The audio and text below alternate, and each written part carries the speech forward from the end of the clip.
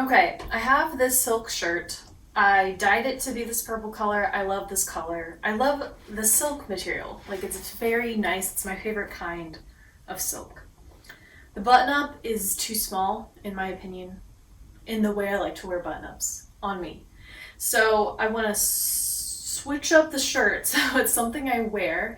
My vision is a draped shirt, so something with like a cowl neck or something. These are the references that I'm thinking of. And when I was playing around with it, I just kind of hung it up backwards. So I think I will have enough material because I can kind of make it already. Like using the arms as like a halter, and then in the back, these can come around and just like button up. So like this is kind of already a top, but I think I want to make it for real. I like the way this looks. This is kind of what I'm going for, but obviously like I don't want it to still look like it's a button up. I want it to be like more of a finished shirt. But this kind of drapery vibe is what I'm going for. And I don't have a lot of tops that are like a cute top like this. I mostly have button-ups and like a tank top, more plain clothes, I guess. And I think this would be an exciting thing for me to have and wear. I'm going to be doing this by hand because I have seen that sewing on sewing machines with silk is difficult, and I just like don't even want to mess with that. So yeah, I think my first thing to do will be taking apart the seams and then going from there. Because like this is good, but I'd want it to be brought in a little bit so there's more of a waist. And I don't know if I want to keep the buttons in the back. I don't know. Let me just try it on as is, like in this style. Because I don't want the straps this thick. I don't want it as thick as a sleeve. Yeah. Okay, I need to try it on. Okay, so I think I'm doing this. These all need to tuck in enough. Bottom two buttons are what I button. Okay, so this is the idea, right? I think yes. I think what I'll start with is undoing the collar seam that's right here because I have plenty of space. So I'll undo that. And I think I will just go ahead and undo the sleeves as well. Pretty much take everything apart.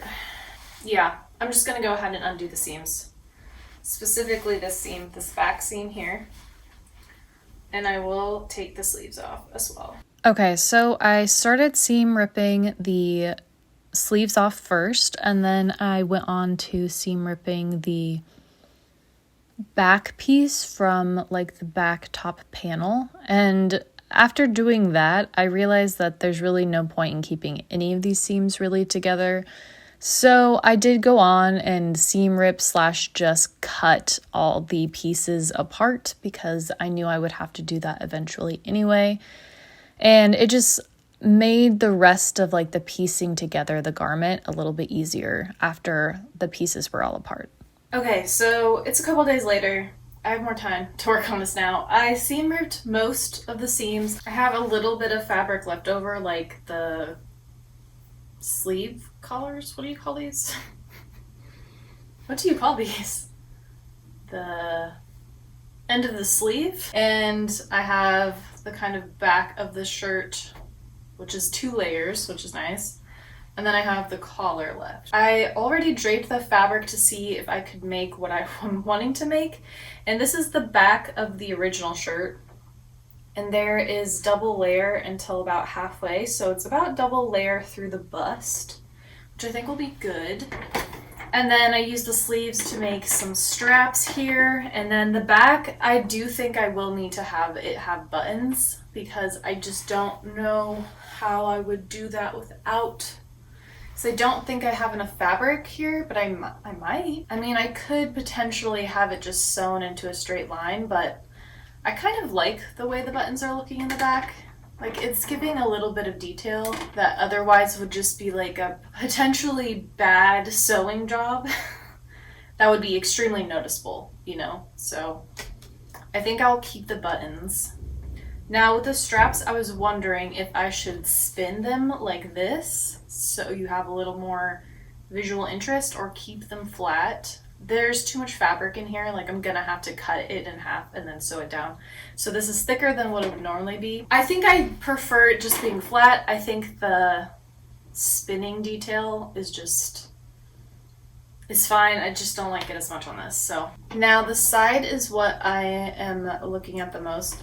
I think I'm gonna have way more fabric in the back than I need. This piece is already folded about in half already. I think it ends somewhere here on the inside layer.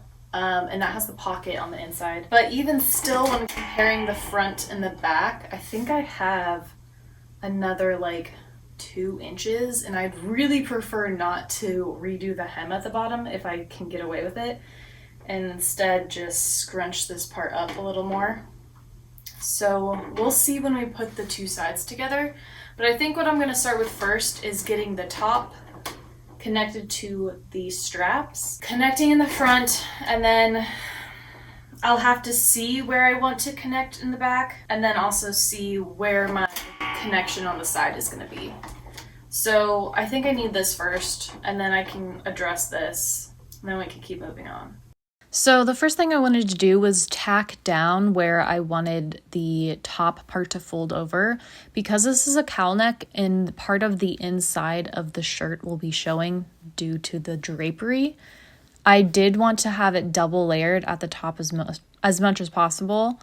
And so to me, I really wanted to tack that layer down so it wasn't going to be moving and shifting around a ton. So I tacked each corner before moving on to the sleeves, which is where I decided to cut out about a 2-inch width of a sleeve. So doubling that is 4 inches wide total for the width of the fabric. I tried to make the cut as smooth and clean as possible, but it is kind of difficult, I think, to cut silk, especially this silk, which has stretch in it. So I knew it was going to be off a little bit. I just did my best. Once I had my strips cut out, I went ahead and ironed them. I wanted them to be as close to each other in size as possible. It's just going to make everything a lot easier when I go down to actually sew them. So I ironed them, and then I went on to cut them so that they were a little bit closer in size. And for that, I just went to my cutting board and then I laid them flat against each other, and any part that was a little off, I cut off the extra bit.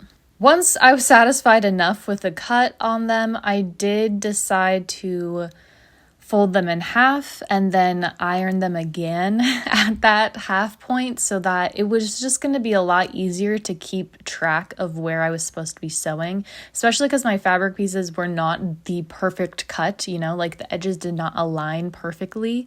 So having that line indented of where I need to keep straight was very helpful when I went on to hand sew the strips together. After I hand sewed them, I flipped them back inside out to kind of check my work a little bit. They are not the perfect flat seamed straps that you can make. They are a little wavy, but because of the top's drapery, I'm not too mad about that, and I was going to go ahead and iron them down after that anyway, just to get them as flat as possible. After I ironed them, I did start to attach them. I attached them kind of at an angle on the corner of the top because that's how I felt would help have the most drapery in the cowl neck. And I folded the straps inside themselves to make sure that I didn't have any weird seams, and then I just directly hand sewed them together. And then afterwards, I did want to test it on the mannequin just to see if I wanted to go for a halter or if I was going to go for the straps being sewn to the back of the top. Once I decided that I did want the straps down on the back of the top to help keep it up, I pinned it in the spot that I thought it would go, and then I also rearranged the bottom hem of the back piece and the front piece so that they would match. That way I could keep the hem that was already existing in the fabric, and I would only have to sew a small portion on the side. So that's what I ended up doing. I lined it up, and then just based on where I thought, like how much room I wanted in the armpit, is kind of how I decided to stop sewing. And I measured that on the mannequin first, and then after I did a quick little sew job, I did put it on just to double check that that's how I wanted it to look and how I wanted it to feel when it was on my actual body before I ended up sewing the rest of the sides up. Okay, the sides have been sewn. And I think that's a good spot. I know it's lower than my sports bra, but I do want it to be breezy and the ability to push it back a little bit if I want. I think those are even. Boom, boom. Yeah, they're even. Okay. Okay, so I think that's fine. The next part is gonna have to be this disaster. I didn't know how long this was going to need to be and how big this was going to be, which is why I never cut it. But now I think I can go ahead and hem here, where pretty much just follow this line of where I decided to end the armpit and just keep it straight. Okay, so what will happen is that this will be longer in the front than in the back. And generally, I find that is frowned upon. So, I mean, I could always wear it higher up, or I can make this dip down more in the back. So, that won't affect this piece. It'll just affect where I place the straps, I think. So I can go ahead and move forward with hemming. So when cutting the excess fabric of the back piece off, I wanted to be pretty conservative with how much fabric I was giving myself for the hemming part of the actual shirt that I was keeping. And so instead of having 2 buttons in the back, I decided to do 3 buttons. I thought that way would maybe level out the front portion with the back portion. And it also just gave me room in case I messed up. So I did think about that. I cut way more on the conservative side. And that ended up being perfect. So I'm really glad that I did that. Then I did try it on again just to make sure that that's where I wanted to do my hem on the back of the top and then where I would then attach the straps. And this definitely showed me that I really needed to have straps attached because otherwise the back of the shirt made a cowl as well, and I didn't want that to happen. So I went ahead and ironed the line of where I was going to hem the back. And I did this at the first line. How do I describe this? So the way I was going to hem this was I was going to fold it over twice so that the raw edge was going to be completely concealed within the hem. So I did about an inch-ish, maybe 3/4 of an inch is the line where I decided to iron. And then I would be flipping the inside into that so that you wouldn't see that edge or line at all. Then I proceeded to go ahead and try to sew that, and what I discovered is that it was very tricky to do so, and it was very hard to keep with having a perfect line to fold over. So what I ended up doing is actually doing a rolled hem. So I rolled the silk fabric into itself until it hit the iron line that I had. That way I knew I was making a straight hem, even though the fabric wasn't an even cut the whole way through. So I rolled the fabric up, sewed it across in a line, and that looked pretty okay to me, and that was the best I could really think of to do with this fabric without it like splitting on the edges or being extremely uneven. Today's the last day I'm working on this top. I've been working little bit by little bit for the past week. And now all I need to do is sew on the straps to the back, I think. So yeah, I'm gonna go ahead and do that, and then I'm gonna do the reveal with a little, I don't know, cute little outfit. I'll probably just wear these pants, honestly. Okay, let's go. So finally, sewing the straps down, I wanted to first make sure that the straps were exactly the same length or as close to exact as possible.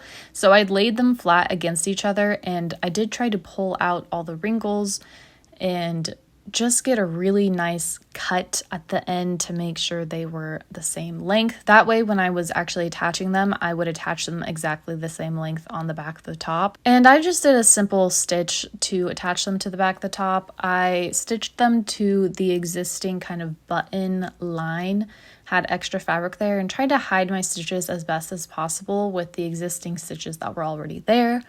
I did also on the raw edge on the inside just do an extra kind of hem on that on the inside just to clean up as much as possible to avoid fraying. Okay, I started on the straps and they're definitely too long. It goes way too low in the front, and when I push the straps back, they're definitely not working. So I think I need to flip them again, do another inch to sew them back. But overall, once I do that, I'm gonna do a little bit of finishing on the inside and then it's done.